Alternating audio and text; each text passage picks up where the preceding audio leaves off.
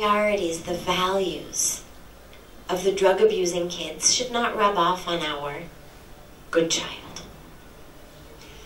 So the power of association is very, very important. And obviously here it's very easy to find that.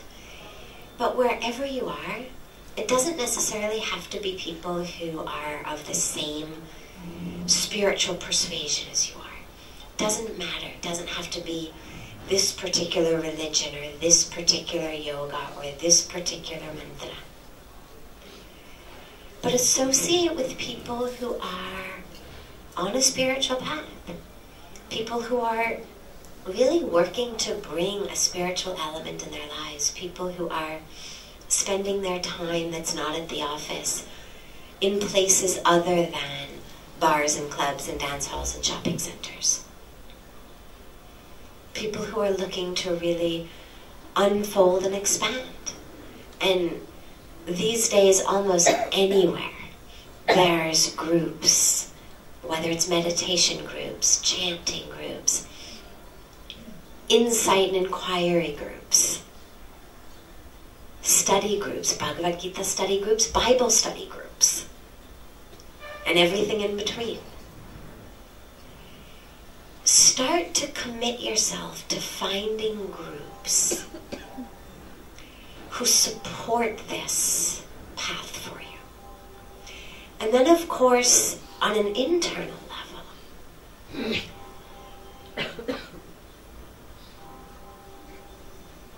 it's very easy to find peace when it's all everybody's talking about, when you don't have the responsibilities of your daily life, when you're on retreat, when you're on the banks of a holy river where everybody's meditating.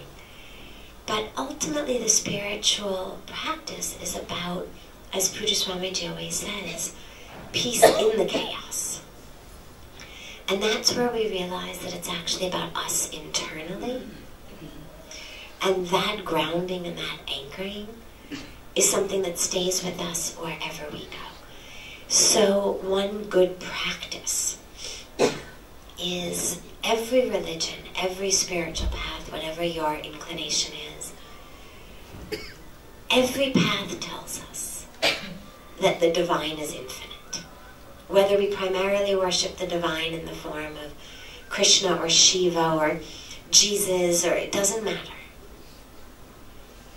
There's no religious path that I know of that says God lives only in a box, God is not infinite.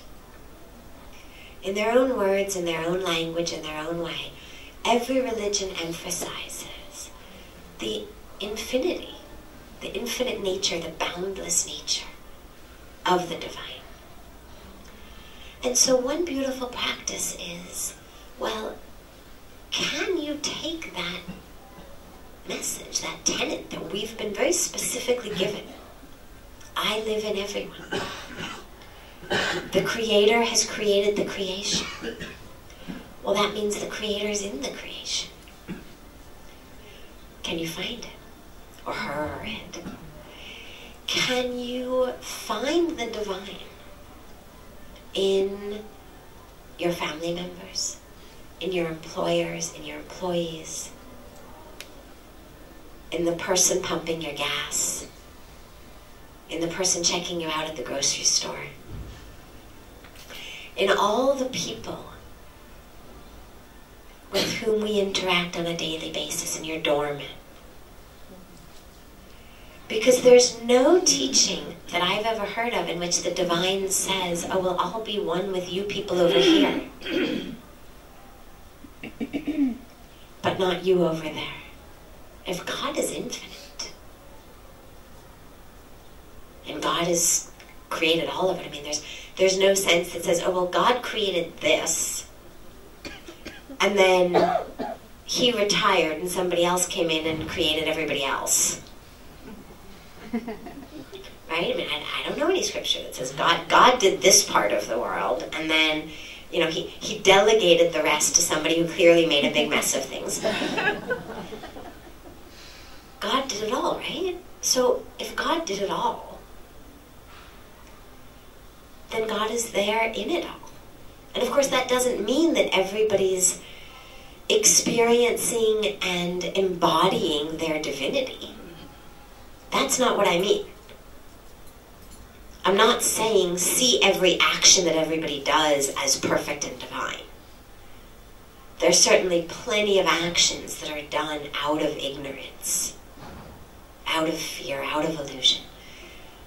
But in the core of that being is the divine.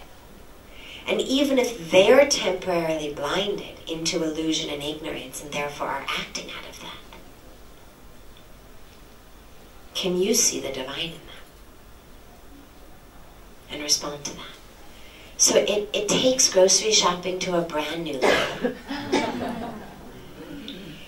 And what it does is it enables us to be on a spiritual path wherever we are.